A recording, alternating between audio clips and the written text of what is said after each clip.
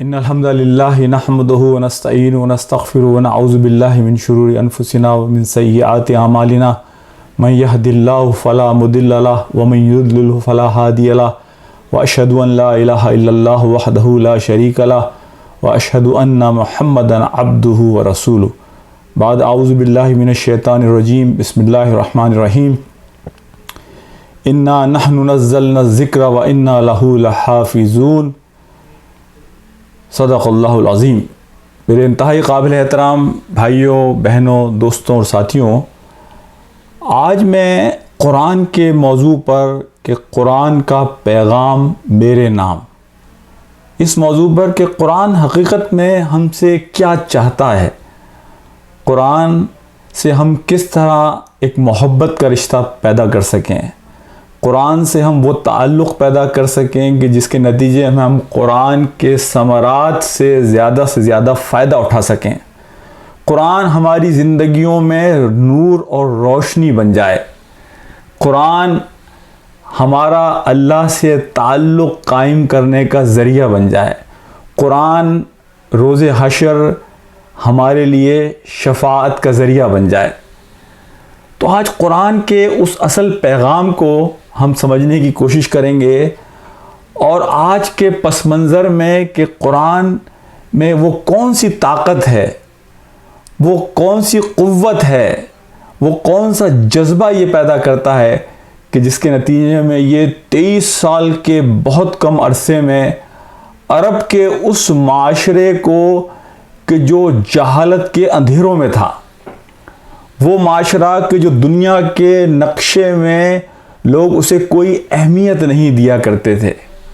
وہ معاشرہ کہ جہاں بچیوں کو زندہ دفن کر دیا جاتا تھا، وہ معاشرہ کہ جو چھوٹی چھوٹی باتوں پر سینکڑوں لوگوں کو قتل کر دیا کرتا تھا، اس معاشرے میں کہ جہاں لوگ صرف خاندانی نظام میں نہیں، قبائلی نظام میں نہیں، بلکہ مذہبی اعتبار سے بھی بینکرپٹ ہو چکے تھے کہ خانہ کعبہ کا طواف برہنہ کیا کرتے تھے۔ تو وہ کون سا ایسا پیغام تھا اس قرآن کا کہ اس قوم کو کہ جو دنیا کے نقشے پر کہیں نظر نہیں آتی تھی، اسے ایسی قوم بنا دیا 23 سال میں کہ تبوک کے موقع پر دنیا کی سپر طاقت، رومن سپر طاقت ان مسلمانوں کا مقابلہ کرنے سے ڈر گئی اور بغیر جنگ کے مسلمانوں کو واپس آنا پڑا۔ یہ کون سا پیغام تھا اس قرآن کا کہ جس نے اس معاشرے کو کہ جو عورت کو اپنے معاشرے کا سب سے کم ترین درجے کا شہری سمجھتا تھا، ایک ایسا معاشرہ بنا دیا کہ جہاں عورت کے قدموں تلے جنت۔ جب اللہ کے رسول سے پوچھا گیا کس کی خدمت کروں، ماں کی، آپ نے کہا کہ اگر کوئی 3 بچیاں کسی کی ہیں اور وہ ان کی اچھی پرورش کرتا ہے تو وہ جنت میں میرے ساتھ اس طرح سے ہوگا۔ یعنی وہ معاشرہ کہ جہاں عورت بچی کو زندہ دفن کیا جاتا تھا، جہاں عورت کا کوئی حق نہیں تھا، صرف عرب ملک میں نہیں، عرب پیننسولا میں نہیں، پوری دنیا میں عورت کا مقام بالکل کم سے کم تر تھا، لیکن اسلام نے اس عورت کے مقام کو کہاں سے تو یہ پورے معاشرے میں جو یہ انقلاب آیا، جو یہ تبدیلی آئی، یہ تبدیلی آج ہم سمجھیں کہ یہ قرآن کا کون سا پیغام تھا کہ جس نے اتنا بڑا انقلاب اس دنیا کی سرزمین پر رونما کیا کہ جو انسانی تاریخ نے اس سے پہلے کبھی نہیں دیکھا تھا۔ میرے بھائیوں، میرے دوستوں، یہ قرآن ایک جذبہ پیدا کرنے والی کتاب ہے، یہ قرآن ایک انقلابی کتاب ہے، یہ انسان کے اندر ایک موٹیویشن پیدا کرتی ہے۔ اس کے بارے میں قرآن سورہ حشر کی جو آیت ہے کہ لو انزلنا هذا القرآن على جبل لرأيته خاشعا متصدعا من خشية الله وَتِلْكَ الْأَمْثَالُ نَضْرِبُهَا لِلنَّاسِ لَعَلَّهُمْ يَتَفَكَّرُونَ کہ اگر ہم اس قرآن کو پہاڑوں پر بھی اتارتے تو وہ اللہ کی خشیت کی وجہ سے ریزہ ریزہ ہو جاتے۔ یہ انسان کے دل کو کیا ہوا ہے کہ اس کے پاس قرآن کی یہ قوت آتی ہے، یہ طاقت آتی ہے اور وہ ہلتا نہیں ہے، اس کا دل سخت ہو گیا ہے۔ علامہ طبرانی نے اس آیت کی تفسیر میں یہ بات لکھی ہے کہ اگر اللہ سبحانہ و تعالی پہاڑ کو عقل دے دیں اور اس کے بعد قرآن کو اس پر نازل کریں تو قرآن کی اتنی طاقت ہے کہ اس کی طاقت سے پہاڑ بالکل فلیٹ ہمبل ہو جائے گا اور شیٹرڈ ہو جائے گا۔ اتنی بڑی طاقت ہے اس قرآن کی کہ پہاڑ کے جو علامت ہے طاقت کی، قوت کی، اپنی جگہ جمع رہنے کی، لیکن قرآن اگر اللہ سبحانہ و تعالیٰ اس پر نازل فرمائیں اور پہاڑ کو عقل دے دیں تو وہ اس کے وزن کو برداشت نہیں کر سکے گا۔ میرے بھائیوں، میرے دوستوں اور میرے عزیزوں اور میرے ساتھیوں، قرآن کے بارے میں ہم یہ بات دیکھتے ہیں کہ آج بھی گو کہ ہم یہ دیکھتے ہیں کہ امت مسلمہ اپنے عمل کے اعتبار سے پیچھے ہے۔ پوری دنیا کا بیانیہ، نیریٹو مسلمانوں کے خلاف ہے۔ پوری دنیا کے حالات مسلمانوں کے خلاف ہیں۔ کوئی دنیا کا ملک ایسا نہیں ہے کہ جہاں اسلام کا نظام نافذ ہو۔ یعنی حالات اس کتاب کے بالکل خلاف ہیں، لیکن آپ یہ دیکھیے کہ آج بھی یہ کتاب سینکڑوں نہیں،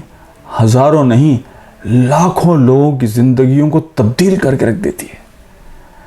آج بھی سینکڑوں نہیں، ہزاروں نہیں، لاکھوں لوگ ہیں کہ جب وہ اس کتاب کو پڑھتے ہیں تو ان کی آنکھوں سے آنسو جاری ہو جاتے ہیں، ان کے جسموں پر کپکپاہٹ طاری ہو جاتی ہے۔ آج بھی ہم یہ دیکھتے ہیں کہ مسلمانوں کے اپنے حالات کتنے بھی خراب ہوں، لیکن دنیا کا فاسٹسٹ گروئنگ ریلیجن آج بھی اسلام ہی ہے۔ آج ہم یہ دیکھتے ہیں کہ سینکڑوں ایسے لوگ ہیں کہ جو اپنی جانیں اس کتاب کے لیے، اسلام کے لیے، دین کے لیے، اللہ کے نام کے لیے قربان کرنے کے لیے تیار ہو جاتے ہیں۔ مجھے یاد آتی ہے شام کی وہ عورت کہ جو ہمیں جارڈن میں ملی، اور اس نے یہ کہا کہ ہم جب بھی کبھی کسی مشکل اور پریشانی سے گزرتے ہیں تو میں فوری طور پر جا کے قرآن کو اٹھا کر پڑھنا شروع کر دیتی ہوں تو میرے دل کو ثبات حاصل ہو جاتی ہے، میرے دل کو ٹھہراؤ حاصل ہو جاتا ہے، میرے دل کو سکینہ اور سکون حاصل ہو جاتا ہے۔ آج ہم دیکھتے ہیں کہ اخوان کے ہمارے ساتھی مصر کے اندر، بنگلہ دیش میں ہمارے ساتھی اور دنیا کے مختلف ممالک میں آج ہزاروں لوگ اپنی جانیں جام شہادت نوش کر کے اللہ کے حضور پیش کر دیتے ہیں اور انہیں حوصلہ اس قرآن کے ذریعے سے ملتا ہے۔ ہمارے اخوان کے ایک ساتھی کا واقعہ میں نے آپ کو پہلے بھی سنایا تھا کہ سورہ یوسف کے حوالے سے انہوں نے ایک بات کہی کہ سورہ یوسف وہ طاقت ہے کہ جب انہیں جیل میں ڈالا گیا اسی کے ساتھ ان کے بچے کو بھی جیل میں ڈالا گیا، بیٹے کو چھوڑ دیا گیا، لیکن یہ شرط لگائی گئی کہ تمہارے باپ کو مہینے میں، انہیں قید تنہائی تھی، باپ کو ایک مہینے میں جو 1 گھنٹہ ملتا ہے بیوی سے ملاقات کے لیے، چونکہ تمہیں رہا کیا جا رہا ہے، بیٹے کو رہا کیا جا رہا ہے، لہذا باپ کو اب اس 1 گھنٹے سے بھی محروم کیا جائے گا۔ تو وہ بعد میں اپنے خاندان کو خط لکھتے ہیں اور اس خط میں لکھتے ہیں کہ مہینے کا وہ وقت جب بھی آتا ہے کہ جب تمہاری ماں مجھ سے ملاقات کرنے آتی تھی تو میں اسی کوٹری کے کونے پر جا کر بیٹھتا ہوں کہ جہاں تمہاری ماں سے ملاقات کرتا تھا اور قرآن کھول کر سورہ یوسف پڑھنا شروع کر دیتا ہوں، اس لیے کہ سورہ یوسف سے مجھے وہ سکون ملتا ہے، وہ اطمینان ملتا ہے، وہ حوصلہ ملتا ہے کہ جس حوصلے کی بنیاد پر میں اپنے آپ کو سنبھال پاتا ہوں۔ تو میرے بھائیوں، آج کے حالات میں بھی لاکھوں لوگوں کو ایک حوصلہ دینے والی، ایک ولولہ دینے والی، ان کے اندر ایک انقلاب برپا کرنے والی، انہیں صحیح راستہ دکھانے والی، ان کے لیے دنیا میں نور بننے والی یہ کتاب قرآن اس قرآن کے جو ثمرات ہیں ہم آج انشاءاللہ تعالیٰ اس پر بات کریں گے کہ ہم ان سے کس طرح سے فائدہ اٹھائیں۔ یہ کتاب کوئی فلسفے کی کتاب نہیں ہے، یہ کتاب کوئی خالص مذہبی کتاب بھی نہیں ہے، یہ کتاب کوئی نظریے کی خالی کتاب نہیں ہے، بلکہ یہ کتاب ایک پیغام کے ساتھ اور ایک تحریک کے ساتھ آئی ہے۔ یہ کتاب ایک مشن کے ساتھ آئی ہے۔ یہ کتاب خالی وہ کتاب نہیں ہے کہ جسے صرف پڑھ لیا جائے، بلکہ قرآن ہیز اے مشن۔ قرآن ایک مشن کے ساتھ آیا، قرآن ایک تحریک کے ساتھ آیا، قرآن ایک انقلاب کا پیغام ساتھ لے کر آیا۔ قرآن اپنے پڑھنے والوں کو متحرک کرتا ہے۔ میرے بھائیوں اور میرے دوستوں، ہمارا اصل مسئلہ ایمان نہیں ہے۔ جو ہمیں سب سے پہلی چیز آج جس کی نشاندہی کرنا چاہتا ہوں وہ یہ ہے کہ ہمارا مسئلہ ایمان نہیں ہے، ہمارا مسئلہ یقین ہے۔ ہم ایمان تو لاتے ہیں اس زبان سے، لا الہ الا اللہ محمد رسول اللہ، لیکن ہمارا دل اس کی پورے طریقے سے گواہی نہیں دیتا۔ قالت الاعراب آمنا قل لم تؤمنوا ولكن قولوا اسلمنا ولما يدخل الایمان فی قلوبکم۔ ہمارا مسئلہ ایمان نہیں ہے، ہمارا مسئلہ اصل میں یقین ہے۔ ہمارا مسئلہ یہ ہے کہ ہم دل سے ایمان نہیں لا پاتے۔ میرے بھائیوں، میرے دوستوں اور میرے عزیزوں، انما المؤمنون الذین آمنوا باللہ ورسولہ ثم لم یرتابوا وجاہدوا باموالہم وانفسہم فی سبیل اللہ اولئک ہم الصادقون۔ ایمان والے وہ ہیں کہ جب اللہ اور اللہ کے رسول پر ایمان لاتے ہیں تو پھر شک میں نہیں پڑتے، اور یہی وہ لوگ ہیں کہ جو حقیقت میں صادق ہیں، جو اپنے دعوی ایمان میں سچے ہیں، جن کا ایمان حقیقی ہے۔ میرے بھائیوں، میرے دوستوں اور میرے عزیزوں، قرآن پر یقین کے لیے سب سے چھوٹی چیز جو میں آپ کے سامنے پیش کرتا ہوں وہ یہ ہے کہ جب یہ قرآن نازل ہوا تو اللہ سبحانہ و تعالیٰ نے ایک وعدہ کیا، جو کہ میں نے سورہ ہجر کی آپ کے سامنے آیت رکھی، اِنَّا نَحْنُ نَزَّلْنَا الذِّكْرَ وَإِنَّا لَهُ لَحَافِظُونَ۔ پھر سورہ قیامہ میں اللہ سبحانہ و تعالیٰ نے فرمایا کہ لا تحرک بہ لسانک لتعجل بہ انا علینا جمعہ وقرآنہ فاذا قرأنہ فاتبع قرآنہ ثم انا علینا بیانہ۔ ذرا غور کیجئے کہ سورہ ہجر اور سورہ قیامہ یہ دونوں مکی سورہ ہیں، اور ان دونوں سورہوں میں اللہ سبحانہ و تعالیٰ کیا وعدہ کر رہے ہیں؟ سورہ ہجر میں اللہ کہہ رہے ہیں کہ اس قرآن کو ہم نے نازل کیا ہے اور ہم ہی اس کی حفاظت کریں گے، اور سورہ قیامہ میں اللہ سبحانہ و تعالیٰ نبی کریم کو نصیحت کر رہے ہیں کہ جب جبرائیل آپ کے پاس وحی لے کر آتے ہیں تو آپ کو تیز تیز قرآن پڑھنے کی ضرورت نہیں ہے۔ اس قرآن کو جمع کرنا، اس قرآن اس قرآن کے معنی آپ کو سمجھانا، انا علینا جمعہ وقرآنہ فاذا قرأنہ فاتبع قرآنہ ثم انا علینا بیانہ، کہ اس کے صرف یہی نہیں ہے کہ ہم اس کو جمع کریں گے، ہم آپ کے لیے اس کو آسان بنا دیں گے، یہ ہماری ذمہ داری ہے، آپ جب اس کو سنیں تو آپ کا کام صرف یہ ہے کہ آپ اس پر عمل کیجئے، بلکہ آخر میں اللہ سبحانہ وتعالی فرما رہے ہیں کہ ثم انا علینا بیانہ، کہ نہ صرف یہ کہ ہم اس کو محفوظ رکھیں گے بلکہ اس کے معنی بھی محفوظ رکھیں گے اور آپ کو بتائیں گے۔ میرے بھائیوں، ذرا غور کیجئے کہ یہ قرآن اللہ سبحانہ و تعالیٰ وعدہ اس وقت فرما رہے ہیں کہ جب مسلمانوں کو اپنی جان کے لالے پڑے ہوئے تھے، کبھی مسلمان حبشہ کی طرف ہجرت کر رہے ہیں، مسلمان مدینہ کی طرف ہجرت کی سوچ رہے ہیں، مسلمانوں کی جانیں مکہ میں محفوظ نہیں ہیں، وحی کو پتوں پہ لکھا جا رہا ہے، ہڈیوں پہ لکھا جا رہا ہے، یعنی اس زمانے میں اللہ سبحانہ و تعالیٰ یہ وعدہ فرما رہے ہیں کہ انا نحن نزلنا ذکر و انا لہ لحافظون. بخدا یہ قرآن کا اتنا بڑا معجزہ ہے کہ قرآن پر یقین کے لیے اور شرح صدر کے لیے یہ خالی نشانی میرے اور آپ کے لیے کافی ہے. 1400 سال کے بعد بھی قرآن کا ایک نقطہ اوپر نیچے نہیں ہوا, زیر اور زبر نیچے اوپر نہیں ہوا.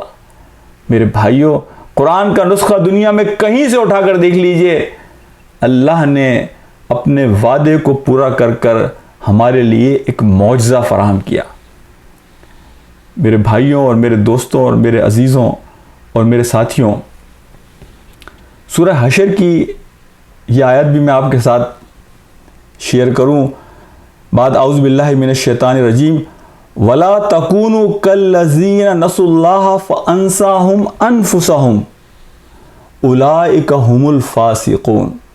اللہ سبحانہ و تعالیٰ کہہ رہے ہیں کہ جو لوگ اللہ کو بھلا دیتے ہیں, اللہ کا ذکر بھلا دیتے ہیں, اللہ کی یاد بھلا دیتے ہیں, اللہ کا بندہ بن کر رہنا بھلا دیتے ہیں, تو اللہ انہیں اپنے آپ کو بھلا دیتا ہے. یہ اپنے آپ کو بھلانا کیا ہے؟ اپنے آپ کو بھلانا یہ ہے کہ انسان اپنے زندگی کے مقصد سے غافل ہو جاتا ہے, انسان اپنے مشن سے غافل ہو جاتا ہے. انسان کو اللہ نے کیوں پیدا کیا, انسان اس احساس سے غافل ہو جاتا ہے, اس ذمہ داری سے. تو اللہ کا ذکر جنہوں نے چھوڑ دیا,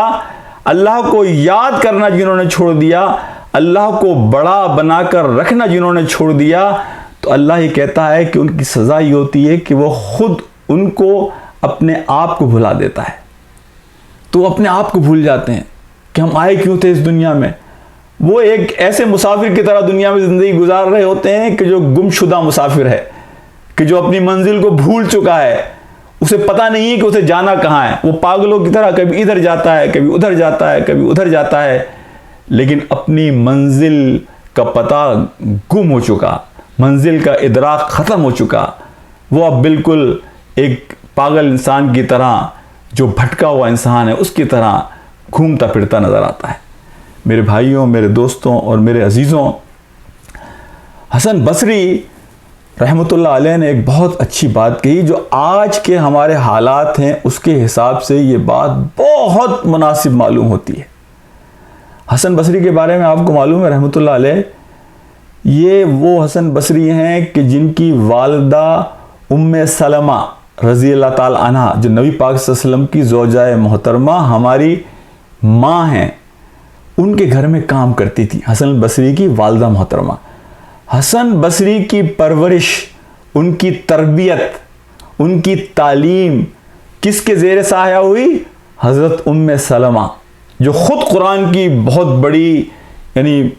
علم رکھنے والی تھی, جنہیں اللہ نے قرآن کے حوالے سے, دین کے حوالے سے بڑی بصیرت دی تھی. انہوں نے حسن بصری کی تعلیم و تربیت کی تھی. حسن بصری کہتے ہیں کہ تم لوگوں کا معاملہ بڑا عجیب ہے کہ تم نے اپنی راتوں کو اونٹ بنا لیا ہے, اونٹ, کیمل, اور تم یہ سمجھتے ہو کہ اس سواری پر بیٹھ کر قرآن کی جو بھی منزلیں ہیں, قرآن کے جو بھی مراحل ہیں, قرآن کے جو بھی اسٹیشن ہیں, رات کو اس اونٹ پر بیٹھ کر, رات کے اونٹ پر بیٹھ کر تم ساری منزلوں سے, سارے مقامات سے, سارے اسٹیشن سے گزر جاؤ گے. تم سے پہلے لوگوں کا حال یہ تھا کہ وہ راتوں کو قرآن پڑھتے تھے اور اس قرآن کے پیغام کو اپنے لیے اللہ سبحانہ و تعالیٰ کی طرف سے ایک خاص پیغام سمجھ کر اس پر غور و فکر کرتے تھے اور دن میں جا کر اس قرآن پر عمل کرتے تھے. بات آپ کی سمجھ میں آئی؟ حسن بصری یہ کہہ رہے ہیں کہ ہمارا معاملہ یہ ہو گیا ہے, یہ تو اس زمانے کی بات کر رہے ہیں, اب تو زمانہ اور خراب آ گیا کہ راتوں کو ہم قرآن پڑھتے ہیں, تراویح میں پڑھتے ہیں اور بہت خوش ہوتے ہیں, قرآن کا ختم ہوتا ہے, شبینے ہوتے ہیں, اور جناب پھر پورا دن ہم اللہ کے نظام کی خلاف ورزی کرتے ہیں, اللہ کے قانون کو پامال کرتے ہیں, اللہ کی نافرمانی کرتے ہیں. اور اپنا دن اللہ کی نافرمانی میں گزارتے ہیں. تو وہ یہ کہہ رہے ہیں کہ یہ تم نے کیا مذاق بنایا ہے کہ راتوں کو ایک اونٹ کی طرح تم یہ سمجھتے ہو کہ راتوں پہ اس پہ سوار ہو کر بس قرآن کی منزلوں سے گزر جاؤ گے. حقیقت یہ ہے کہ ہونا یہ چاہیے کہ جب تم راتوں کو جاگتے ہو تو دن میں اس پیغام کا فائدہ اٹھا کر اپنی زندگیوں کو تبدیل کرو. میرے بھائیوں، میرے دوستوں، میرے عزیزوں، میرے ساتھیوں، قرآن کے حوالے سے ایک حدیث جو ترمذی میں ہے اور داربی نے بھی اسے نقل کی ہے، اللہ تعالیٰ ان سب کو جزائے خیر دے. اور یہ حدیث بڑی منفرد حدیث ہے. یہ حدیث کے بارے میں بعض روایات میں یہ ہے کہ یہ سب سے پہلے حضرت جبرائیل علیہ السلام نے نبی پاک صلی اللہ علیہ وسلم کو یہ خبر دی، اور پھر نبی پاک صلی اللہ علیہ وسلم نے حضرت علی کو یہ خبر دی. نبی پاک صلی اللہ علیہ وسلم نے ایک موقع پہ کہا کہ علی بہت جلد ایک فتنے کا دور آنے والا ہے. تو حضرت علی نے سوال کیا نبی پاک صلی اللہ علیہ وسلم سے کہ اللہ کے رسول پھر اس فتنے سے نکلنے کا طریقہ کیا ہوگا؟ انہوں نے یہ نہیں پوچھا کہ اس فتنے میں کیا ہوگا، کیسے ہوگا، کب ہوگا، کہاں ہوگا، علامات کیا ہوں گی. نہیں، عملی آدمی سے رضی اللہ تعالیٰ عنہ. تو انہوں نے اللہ کے رسول سے براہ راست سوال یہ کیا کہ اس سے نکلنے کا راستہ کیا ہوگا اللہ کے رسول صلی اللہ علیہ وسلم. آپ نے فرمایا کہ علی اس سے نکلنے کا راستہ یہ قرآن ہوگا. یہ بڑی طویل حدیث ہے، میں صرف آپ کے سامنے اس کی صرف 3 باتیں رکھوں گا قرآن کے حوالے سے جو نبی پاک صلی اللہ علیہ وسلم نے کہی. آپ نے کہا کہ علماء کبھی بھی اس قرآن کے علم سے سیر نہیں ہوں گے،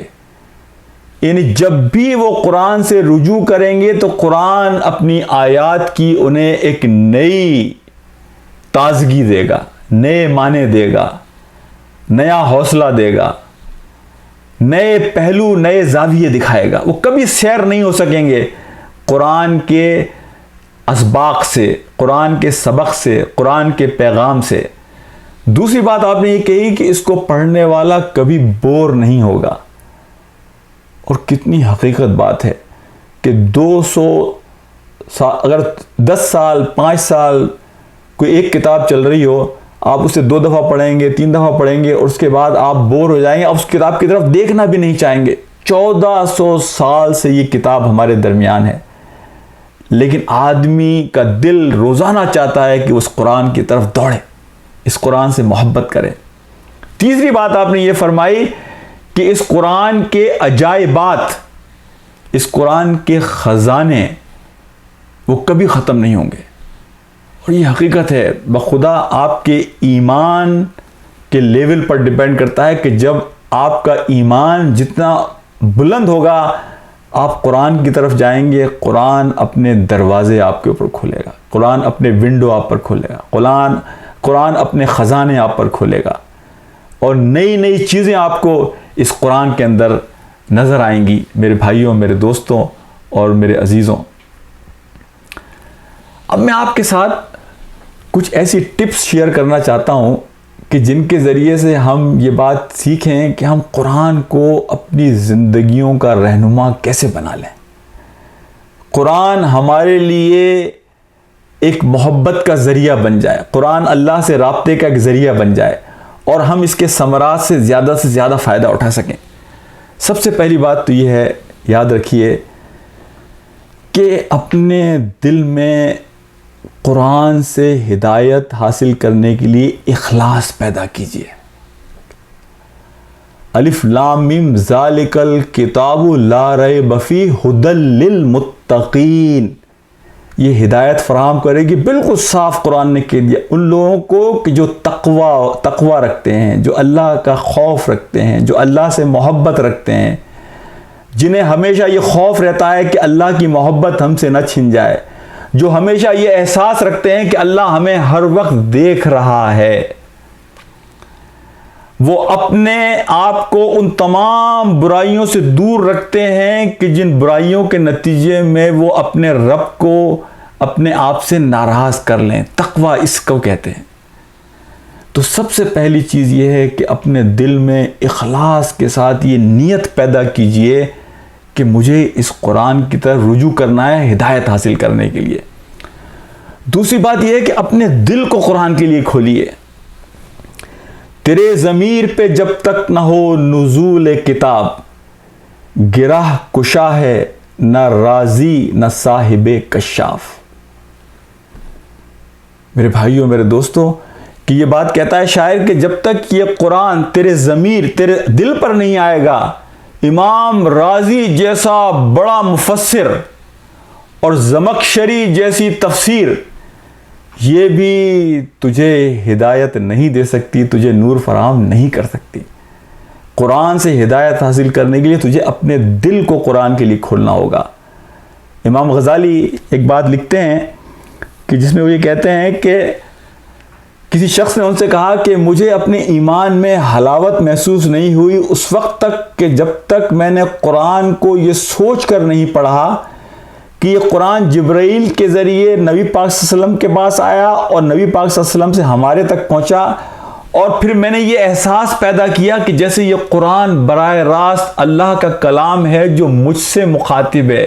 اللہ مجھ سے ہم کلام ہے، اللہ مجھ سے گفتگو کر رہا ہے. حضرت عبداللہ بن مبارک کے بارے میں بھی یہ بات آتی ہے نا رحمۃ اللہ علیہ، کہ ان سے کسی نے کہا کہ آپ 6 مہینے جب گھر آتے ہیں تو آپ مسجد سے گھر سے مسجد، آپ بور نہیں ہو جاتے؟ تو انہوں نے کہا کہ بھائی میں بور کیسے ہو جاؤں کہ جب میں قرآن پڑھتا ہوں تو اللہ مجھ سے کلام کرتا ہے، جب اللہ مجھ سے کلام کرتا ہے تو میں کیسے بور ہو سکتا ہوں؟ اور جب میں نبی کی حدیث پڑھتا ہوں تو میں اپنے آپ کو نبی کی صحبت میں پاتا ہوں. جب اللہ مجھ سے کلام کر رہا ہے اور میں اپنے آپ کو نبی کی صحبت میں پاؤں تو پھر میں کیسے بور ہو سکتا ہوں؟ میرے بھائیوں اور میرے دوستوں اور میرے عزیزوں، اپنے دل کو قرآن کے لیے کھولیے اور یہ سوچئے کہ اللہ سبحانہ و تعالیٰ آپ سے براہ راست اس قرآن کے ذریعے کلام فرما رہے ہیں. تیسری چیز یہ ہے کہ اپنے آپ کو اللہ کے سامنے ہمبل کر دیجئے، عاجز کر دیجئے، بچھا دیجئے. غرور اور تکبر اللہ کو بالکل ناپسند ہے. آپ چاہے کچھ بھی ہوں، آپ گورنر ہیں، آپ صدر ہیں، آپ وزیر اعظم ہیں، آپ ڈبل PhD ہیں، آپ ڈاکٹر ہیں، آپ انجینئر ہیں، آپ دنیا میں کچھ بھی ہیں، ایک بات کو ذہن میں رکھیے، وَمَا أُوتِيتُم مِّنَ الْعِلْمِ إِلَّا قَلِيلًا، کہ آپ کا علم اللہ کے علم کے سامنے بالکل کچھ بھی نہیں ہے. چاہے اپنے آپ کو آپ کچھ بھی سمجھیں، لیکن آپ کی حیثیت اللہ کی طاقت، اللہ کے علم اور اس قرآن کے خزانوں کے سامنے کچھ بھی نہیں ہے. تو اپنے آپ کو عاجز کر دیں اللہ کے سامنے، اپنے آپ کو ہمبل کر دیں اللہ کے سامنے، اپنے آپ کو بچھا دیں اللہ کے سامنے. تو پھر آپ دیکھیں گے کہ آپ کو ایمان کی حلاوت، یہ قرآن اپنے دروازے مجھ پر اور آپ پر کھولنا شروع کرے گا. قرآن سے محبت پیدا کریں، جب بھی موقع ملے قرآن کی طرف دوڑیں. یہ رمضان کا مہینہ ختم ہونے والا ہے، آپ مسجد میں جاتے ہیں، 2 منٹ بھی اگر آپ کو ملتے ہیں جماعت کے کھڑے ہونے میں، 2 منٹ بھی اگر ہیں تو آپ بے چین ہو جائیں، قرآن کو اٹھائیں، ایک آیت کو پڑھ لیں. قرآن سے اپنے دل کے اندر محبت پیدا کریں، لانگنگ پیدا کریں. قرآن کے لیے اپنے دل میں ایک بڑی گنجائش پیدا کریں. اس محبت کے نتیجے میں آپ دیکھیں گے کہ قرآن پھر آپ کے لیے اپنے راستے آسان سے آسان تر کرتا چلا جائے گا. اس کے بعد میں آپ سے یہ بات کرتا ہوں، یہ بات ذہن میں رکھیے کہ قرآن میں اللہ نے جو واقعات بیان کیے ہیں، قرآن میں اللہ نے جن شخصیات کا ذکر کیا ہے، یہ ہمارا ایمان ہونا چاہیے کہ قرآن کا ایک لفظ تو بہت بڑی بات ہے، ایک حرف، ایک لیٹر بھی بغیر کسی وجہ کے اللہ نے قرآن میں شامل نہیں کیا ہے. کوئی وجہ ہے، کوئی ریزن ہے. تو یہ واقعات جو اللہ نے بیان کیے،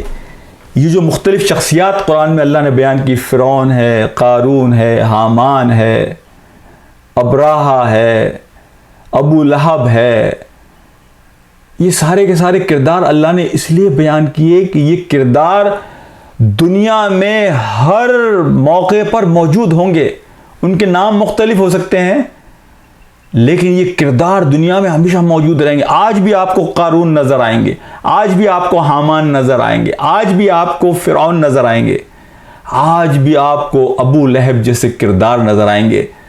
تو یہ قرآن ہمیں سکھاتا ہے کہ ان سے ہم سبق کیسے حاصل کریں. قرآن کے بارے میں اللہ نے کہا نا کہ ہم نے اسے تمہارے لیے آسان بنا دیا. آسان ان معنوں میں کہ ایک طریقہ تو یہ ہے کہ تم خود ٹھوکریں کھا کر, غلطیاں کر کر سبق سیکھو. ایک یہ ہے کہ اللہ نے ان واقعات کے ذریعے تمہارے سامنے ایک رہنمائی فراہم کر دی تاکہ تمہیں مشکلات سے گزرنا نہ پڑے. اللہ نے ان واقعات کے ذریعے ہمارے لیے سبق سکھا دیا کہ یہ تمہیں کام نہیں کرنے, ان راستوں پر چلنا ہے, ان راستوں پر نہیں چلنا ہے. اور یاد رکھیے, کسی بزرگ نے یہ بات کہی کہ گمراہی کے لیے یہی بات کافی ہے کہ اگر قرآن اور حدیث میں کوئی بات آپ سنیں اور آپ کے ذہن میں پہلا خیال یہ آئے کہ یہ قرآن شاید فلانے شخص کے بارے میں بات کر رہا ہے, شاید یہ فلانے شخص کے بارے میں بات کر رہا ہے. اگر پہلا خیال آپ کے ذہن میں یہ آئے کہ یہ قرآن کسی اور کے بارے میں بات کر رہا ہے, تو ہمارے شیخ یہ بات کہتے ہیں کہ انسان کی گمراہی کے لیے یہی کافی ہے. ہونا یہ چاہیے کہ جب آپ قرآن میں کوئی پیغام سنیں, حدیث کے ذریعے کوئی بات سمجھ میں آئے, تو سب سے پہلے آپ اپنے بارے میں سوچیں, اپنے گریبان میں جھانک کے دیکھیں کہ قرآن یہ مجھ سے بات کر رہا ہے, یہ میرے بارے میں کہہ رہا ہے, کہ میں سب سے پہلے اپنا جائزہ لوں کہ میں کہاں کھڑا ہوں اس قرآن کی آیت کی روشنی میں اور حدیث کی روشنی میں. میرے بھائیوں, میرے دوستوں اور میرے عزیزوں, پھر ایک بات میں یہ کہوں گا کہ اپنا تزکیہ کیجئے. ہم سب کو تزکیے کی ضرورت. تزکیہ کیا چیز ہے؟ تزکیہ نام ہے کہ آپ اللہ کے راستے میں ان تمام منفی قوتوں کو کہ جو آپ کے اور اللہ کے درمیان رکاوٹ بنے, ان تمام رکاوٹوں کو دور کر دیں جو منفی رکاوٹیں ہیں,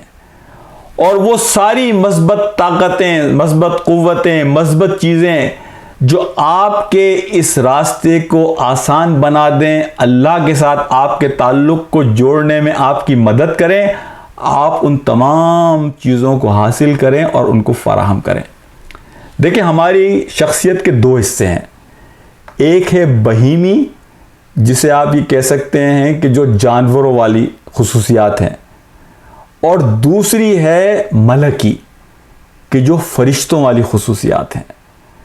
دیکھیں, زمین سے جو ہم کھانا کھاتے ہیں, زمین سے ہم ساری چیزیں حاصل کرتے ہیں,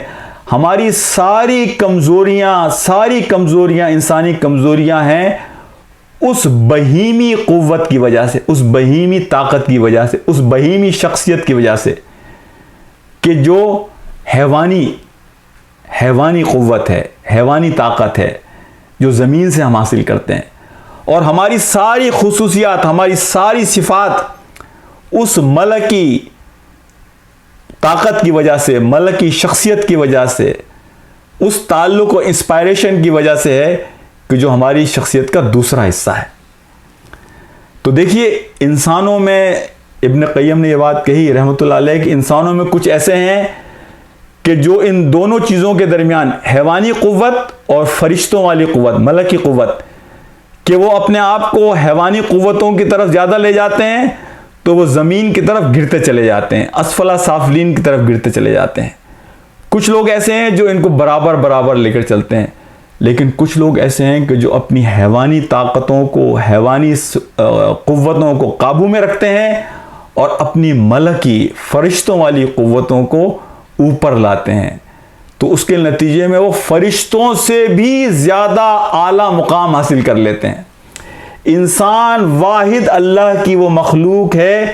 کہ جو فرشتوں سے بھی زیادہ بڑا مقام اللہ کی نظروں میں حاصل کر سکتی ہے, اپنے اس حیوانی قوت کو کم کر کر اور اپنی اس ملکی قوت کو زیادہ کر کر. تو قرآن سے تعلق کے ذریعے, نمازوں کے ذریعے, اللہ کے ذکر کے ذریعے, روزوں کے ذریعے, نفل نمازوں کے ذریعے, اللہ کے بندوں کا خیال کر کر, اپنے گھروں کے معاملات کو بہتر رکھ کر, اپنے اخلاق کو بہتر بنا کر ہم اس ملکی فرشتوں والی صلاحیت کو زیادہ اوپر لا سکتے ہیں. تو ہم اوپر کی طرف چلتے چلے جائیں گے, اور حیوانی طاقتوں کی وجہ سے ہم زمین کی طرف نیچے کی طرف چلے جاتے ہیں۔ تو میرے بھائیوں، ہمیں اپنے تزکیے کی فکر کرنی ہے۔ بدقسمتی یہ ہے، اور خاص طور پہ بر صغیر، انڈو پاکستان، بنگلہ دیش، یہ ہمارے جو ممالک ہیں، ہم نے یہ سمجھا کہ کلمہ لا الہ الا اللہ محمد رسول اللہ ہم نے پڑھ لیا، اس کے بعد ہمارا کام ہو گیا۔ لیکن حقیقت یہ ہے کہ ہم نے اپنے ایمان پر کام نہیں کیا۔ ہمارا معاملہ اسی اعرابی کی طرح ہے کہ جس کے بارے میں قرآن نے کہا قالت الاعراب آمنا قل لم تؤمنوا ولکن قولوا اسلمنا ولما يدخل الایمان فی قلوبکم۔ تو کہتا ہے ایمان لایا؟ نہیں، تو ابھی ایمان نہیں لایا ہے، ابھی ایمان تیرے دل میں نہیں اترا ہے۔ جب تک ایمان تیرے دل میں نہیں اترے گا تو حقیقی معنوں میں تیرا ایمان نہیں ہے۔ تو میرے بھائیوں، میرے دوستوں، میرے عزیزوں، تو میں بات یہ کر رہا تھا کہ ہمیں اپنا تزکیہ کرنا ہے، ہمیں اپنے ایمان پر انویسٹ کرنا ہے، ہمیں وقت لگانا ہے اپنے ایمان پر، ہمیں سمجھنا ہے کہ اللہ رب العالمین کون ہے، اللہ کی طاقت کیا ہے، ہمیں توحید پر کام کرنا ہے، ہمیں اللہ کی صفات کو سمجھنا ہے، اسے پھر جذب کرنا ہے، اپنی شخصیت کا حصہ بنانا ہے۔ اور پھر قرآن سے تعلق میں جو اگلی چیز میں آپ کے سامنے رکھنا چاہتا ہوں وہ ہے قرآن ناطق، وہ ہے نبی پاک صلی اللہ علیہ وسلم کی زندگی، وہ ہے اللہ کے رسول کی سیرت۔ اس قرآن کو ہم تک پہنچانے والے کو آپ جانیں گے، پہچانیں گے، اس سے محبت پیدا کریں گے تو قرآن آپ کے لیے راستے کھولے گا۔ نعیم صدیقی صاحب نے ایک بات لکھی اپنی ایک سیرت کی کتاب میں، آپ لکھتے ہیں کہ اللہ کے نبی کی سیرت اور آپ کی احادیث قرآن کی آیات پر ایک محافظ کی طرح بیٹھی ہوئی ہیں، اور یہ جو لوگ ہیں کہ جو منکرین حدیث ہیں، جو نبی پاک صلی اللہ علیہ وسلم کی ذات کو اس ایکویشن سے نکالنا چاہتے ہیں، ہمارا ایمان، توحید، رسالت، آخرت، یہ تینوں بہت اہم پلر ہیں ہمارے ایمان کے۔ اللہ کے رسول کے دشمن منکرین حدیث آج وہ یہ بات کہتے ہیں کہ قرآن انسان کی ہدایت کے لیے کافی ہے۔ نعیم صدیقی صاحب یہ کہتے ہیں کہ حقیقت بات یہ ہے کہ یہ لوگ، یہ جو محافظ اللہ کے رسول کی سیرت اور حدیثوں کے قرآن کی آیتوں میں بیٹھے ہوئے ہیں، ان کو ہٹا کر پھر یہ قرآن کی آیتوں سے اپنے مطلب کا مطلب نکالنا چاہتے ہیں تاکہ یہ پھر قرآن کی آیتوں سے کھیل سکیں اپنی مرضی کے مطابق۔ تو بخدا قرآن کو اگر سمجھنا ہے، قرآن کی اگر اصل روح کو سمجھنا ہے تو ہمیں نبی پاک صلی اللہ علیہ وسلم کی سیرت کا مطالعہ کرنا ہوگا، ہمیں اللہ کے رسول کی زندگی کے مراحل سے اپنے آپ کو آگاہ کرنا ہوگا کہ اللہ کے رسول کن مشکلات، کن پریشانیوں سے گزرے، کن کن مراحل سے گزرے کہ جس کے بعد آپ نے یہ خوبصورت قرآن کا تحفہ، یہ خوبصورت سیرت کا تحفہ، یہ خوبصورت احادیث کا تحفہ ہمیں دیا۔ اور یہ یاد رکھیے کہ جس طرح اللہ رب العالمین نے قرآن کو محفوظ کیا ہے، بالکل اسی طرح اللہ رب العالمین نے نبی پاک صلی اللہ علیہ وسلم کی سیرت کو اور احادیث کو محفوظ کیا ہے۔ دشمنوں نے اس میں ملاوٹ کرنے کی بڑی کوششیں کی ہیں اور آج بھی کوشش کر رہے ہیں، لیکن اللہ سبحانہ و تعالیٰ نے نبی پاک صلی اللہ علیہ وسلم کی زندگی کو جس طرح محفوظ کیا، 1,24,000 نبیوں میں سے کسی نبی کی زندگی کو اس طرح محفوظ نہیں کیا۔ آپ اپنے گھر میں کیا کرتے تھے، آپ بازار میں کیا کرتے تھے، آپ اپنی ازواج کے ساتھ کس طرح معاملہ کرتے تھے، آپ اپنے یتیم بچے جو آپ کے گھر میں پل رہے تھے، انس بن مالک ہیں اور دوسرے، ان لوگوں کے ساتھ کیسا معاملہ کرتے تھے۔ یعنی آپ صلی اللہ علیہ وسلم نے آپ جنگ میں کس طرح معاملہ کرتے تھے، آپ ام سلمہ آئی ہیں آپ کے گھر میں، ان کے ساتھ یتیم بچے آئے، ان یتیم بچوں کے ساتھ آپ کس طرح معاملہ کرتے تھے۔ تو یہ ساری جو آپ کی زندگی کے پہلو ہیں، یہ وہ پہلو ہیں کہ جن کے ذریعے سے ہمیں قرآن کو سمجھنے میں مدد ملتی ہے میرے بھائیوں اور میرے دوستوں۔ آخری بات کر میں اپنی بات ختم کرتا ہوں۔ خرم جاں مراد صاحب، اللہ تعالیٰ انہیں جزائے خیر دے، اللہ تعالیٰ ان کی قبر کو نور سے بھرے، اللہ تعالیٰ ان کو جنت الفردوس میں نصیب فرمائے، ان کے درجات بلند کرے۔ وہ ایک بات کہتے ہیں اپنی کتاب میں جو قرآن کے حوالے سے انہوں نے لکھی ہے کہ آپ چاہے قرآن کو کتنا ہی یاد کر لیں،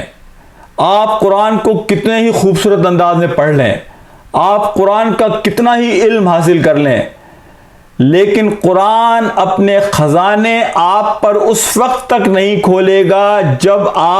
تک آپ اپنے آپ کو لے کر قرآن پر عمل کرنے کے لیے کود نہ پڑیں۔ آپ کود پڑیں کہ جیسے ہی کوئی حکم آپ کے سامنے قرآن کا آئے تو آپ کہیں آمنا، میں نے سنا، میں ایمان لایا اور میں اس پر عمل کرنے کے لیے تیار ہوں۔ سمعنا و اطعنا، سمعنا و اطعنا، میں نے سنا اور میں اطاعت کے لیے تیار ہوں۔ آپ جمپ کر پڑیں۔ میرے بھائیوں، میرے عزیزوں، میرے دوستوں اور میرے ساتھیوں، جب تک ہمارے اندر یہ ایٹیٹیوڈ پیدا نہیں ہوگا، یہ رجحان پیدا نہیں ہوگا کہ یہ قرآن جب میرے سامنے کوئی پیغام لے کر آئے گا تو میں کسی جھجک کا مظاہرہ نہیں کروں گا، میں کسی طریقے سے ریلیکٹنٹ نہیں ہوں گا، میں کسی بھی طریقے سے تذبذب کا شکار نہیں ہوں گا، بلکہ قرآن نے اگر میرے سامنے اللہ کا کوئی حکم لا کر پیش کیا تو میں سمعنا و اطعنا، آمنا صدقنا، میں اس کی تصدیق کروں گا، میں اس پر ایمان لاؤں گا اور میں کبھی شک کرنے والوں میں شامل نہیں ہوں گا۔ انما المؤمنون الذین آمنوا باللہ ورسولہ ثم لم یرتابوا وجاہدوا باموالہم وانفسہم فی سبیل اللہ اولئک ھم الصادقون۔ ایمان لانے کے بعد پھر کبھی شک میں نہیں پڑتے اور پھر وہ عمل کرتے ہیں، اور یہی وہ لوگ ہیں کہ جو صادق ہیں، جو اپنے دعوے کے سچے ہیں، اپنے ایمان کے سچے ہیں۔ اللہ تعالیٰ مجھے اور آپ کو توفیق دے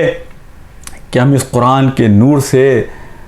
رہنمائی حاصل کرتے ہیں، اس قرآن کو اپنا رہنما بنا سکیں، اس دنیا کے اندھیروں میں قرآن ہمارے لیے روشنی بن جائے۔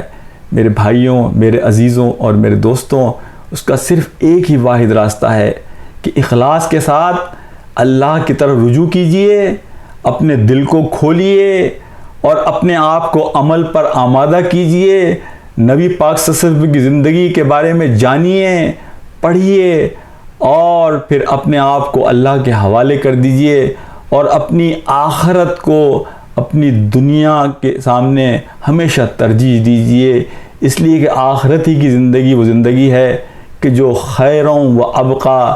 جو بہتر بھی ہے اور ہمیشہ رہنے والی ہے۔ لا عیش الا عیش الآخرہ، صحابہ کا یہ ترانہ کہ اصل عیش اس دنیا میں نہیں ہے، اصل عیش تو آخرت کی عیش ہے۔ وہ جو حدیث میں ہے کہ لوگ دنیا میں سکون تلاش کرتے ہیں، سکون تو اللہ نے جنت میں رکھا ہے۔ میں اللہ سے دعا کرتا ہوں کہ وہ مجھے اور آپ کو یہ توفیق دے کہ اس دنیا کی زندگی میں ہم اللہ کے نام کو ہمیشہ بلند رکھنے کی کوشش کریں، ہم اللہ کی بات کو ہمیشہ اوپر رکھنے کی کوشش کریں اور اپنی زندگیوں کو اس کے مطابق گزاریں، تاکہ جب ہم اللہ کے سامنے پہنچیں تو ہم یہ کہیں انی ظننت انی ملاق حسابیہ، یا اللہ مجھے معلوم تھا کہ مجھے ایک دن آپ کے سامنے کھڑے ہونا ہے اور اکیلے کھڑے ہونا ہے، کوئی میرے ساتھ نہیں ہوگا، نہ میری بیوی، نہ میرے بچے، نہ میرا مال، سب کچھ مجھ سے چھن جائے گا، سب کچھ مجھ سے دور چلا جائے گا۔ تو یا اللہ اس ملاقات کی وجہ سے وہ جو مشکلات مجھے دنیا میں آئیں، نماز فجر کے لیے اٹھنا میرے لیے مشکل تھا، لیکن انی ظننت انی ملاق حسابیہ، اس کی وجہ سے میں اٹھتا تھا۔ میرے لیے سود سے اپنے آپ کو بچانا مشکل تھا، لیکن مجھے یاد تھا انی ظننت انی ملاق حسابیہ کہ مجھے آپ کے سامنے کھڑا ہونا ہے۔ لوگ میرا مذاق اڑاتے تھے، لوگ مجھے کہتے تھے یہ ملاؤں کی جیسے باتیں کرتا ہے، میرے گھر والے یہ مجھ سے کہتے تھے کہ ساری دنیا خوب حرام کما رہی ہے، تم حرام کیوں نہیں کماتے۔ مجھے مشکل میں رہنا قبول تھا، اس لیے انی ظننت انی ملاق حسابیہ کہ مجھے معلوم تھا کہ ایک دن مجھے اکیلے آپ کے سامنے کھڑا ہونا ہے۔ تو میں آج آپ کے سامنے حاضر ہوں اور آج میں صرف ایک ہی صدا سننا چاہتا ہوں، یا رب العالمین آپ کی رحمت سے، آپ کے فضل سے، آپ کے کرم سے، یا ایتھا النفس المطمئنہ ارجعی الی ربک راضیۃ مرضیہ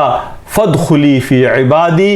وادخلی جنتی وآخر دعوانا ان الحمد للہ رب العالمین۔ السلام علیکم ورحمۃ اللہ وبرکاتہ۔